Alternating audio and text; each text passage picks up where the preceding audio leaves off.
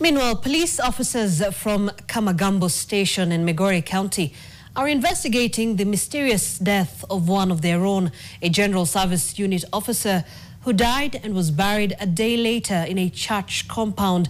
Dan Oyo Obura, who was stationed at the GSU headquarters, is said to have died on his way to St. Joseph Missions of Africa Messiah in Africa Church, where his wife had decided to seek spiritual intervention, seeing as his health had deteriorated, but from an unknown illness. And as his colleague GSU officers seek to establish the cause of his death, their top agenda is to establish why the late GSU officer was hurriedly buried inside the very church where he lost his life.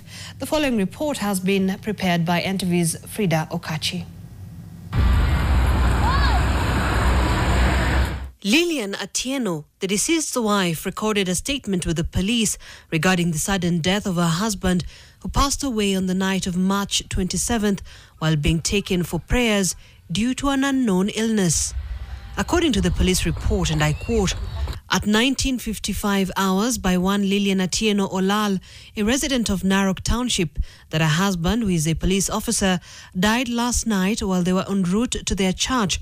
According to the wife, her husband, number 87386/200060342243 PC Dan Ayo Obura, based at the GSU headquarters company, was seriously sick, suffering from an unknown disease, and died last night, 27th of March 2025, at about 200 hours in a taxi while being escorted by the wife to his church, St. Joseph Missions of Messiah in Africa, located at Opapo Village, East Kamagambo location." End of quote. However, Lillian, the deceased wife, defends her action of rushing her husband to church instead of a hospital, saying her late husband was seeking spiritual intervention. However, after her husband's death the following morning, the widow obtained a burial permit from the area assistant chief without a medical examination or police intervention. The officer's body was buried within the church compound at midday. The burial has raised many questions. Residents of Opapo Village are calling on the government to conduct an investigation to uncover the mystery surrounding the burial of the GSU officer within the church compound. Kuna soja ambaye alikufa lakini akasikwa bila familia kujua.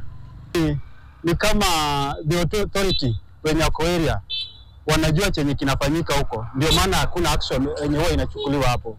Vitu vingi vimefanyika hapo. So we are not, I will say we are not in good relation with them because of what they did. They further claim that the church has been burying people without involving their families. Waingie humo ndani tujue ni nini kinaendelea huko na ni wangapi wameshikwa huko bila familia zao kujua. Juu police soja GSU officer hawezi shikwa kama umbwa hivyo. Hata umbwa kuna wengine huwa wanajua wameshikwa, lakini hii GSU ni mtu wa serikali. Zimejengwa na perimeter wall, huwezi ona kitu yenye kinafanyika ndani. Na hata ukiuliza wenye wako hapo ndani, huwezi jua nini inaendelea hapo ndani. Hawezi kuambia. So there is something hidden around in that church. Rongo Deputy Commissioner George Matondora has confirmed that the government is aware of the incident and action will be taken once investigations are over. There is something we are doing about it. But we are aware and we are doing, kuna kitu tunachunguza and we are taking action. Nitakuita nikuambia we have done ABCD.